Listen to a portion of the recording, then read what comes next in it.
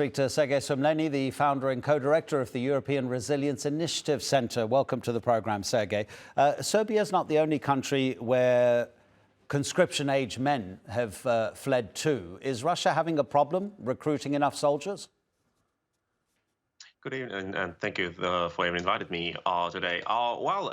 Indeed, there are countries mostly around Russia which have accepted refugees from Russia. Georgia is one which one can remember as the first one. We remember the queues on the border to Georgia in the first months of conscription in Russia, but also Armenia. There are communities in Thailand, and even to Argentina. Argentina was in particular very popular for Russian families. Because if a child is born in Argentina, it got Argentinian passport immediately. It's like in the United States, they have the rule that the children which are born on the territory of the country get automatically citizenship. And many families from Russia wanted to have it for their children. Of course, more families with a better economic situation. So yes, there were these waves of migration. But still, we also need to say that this immigration from Russia is quite lower now than it used to be in autumn 22. As in autumn 22, there was the first mobilization wave.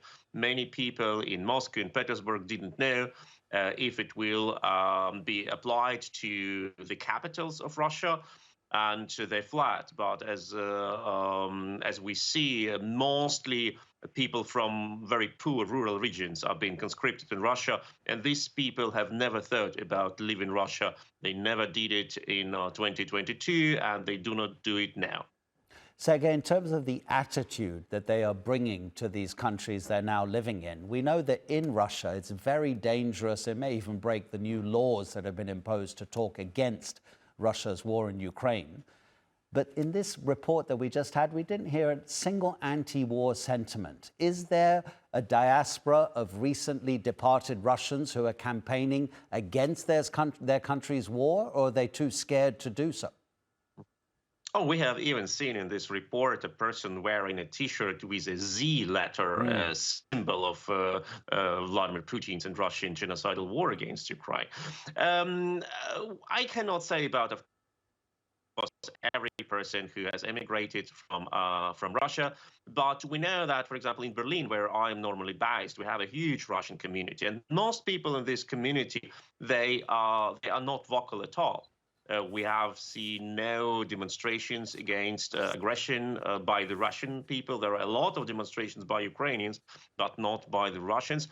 And recently, when there was an exchange of prisoners from Russia, political prisoners from Russia for Russian agents of secret services who were arrested in Germany, Russian community was mobilized, but not against the war, but to celebrate their oppositional leaders who came back to Berlin. So there is a political activity within this community, but it is not anti-war or pro-Ukrainian, so to say. That is an interesting phenomenon, and I have no explanation for that, or no comprehensive explanation. We can say that many people in diaspora, in Russian diaspora, say, okay, we don't want to say anything. We are outside of political debates. Some people say, okay, I have my relatives in Russia, I'm afraid to talk about it, although there are, frankly speaking, almost no cases when parents are being prosecuted for some sins by the kids. But many people want to come back to Russia. I think that is the very essential point. They want to come back to Russia. They want also to regularly come back to Russia. They fly back to Moscow via Serbia or via Istanbul also.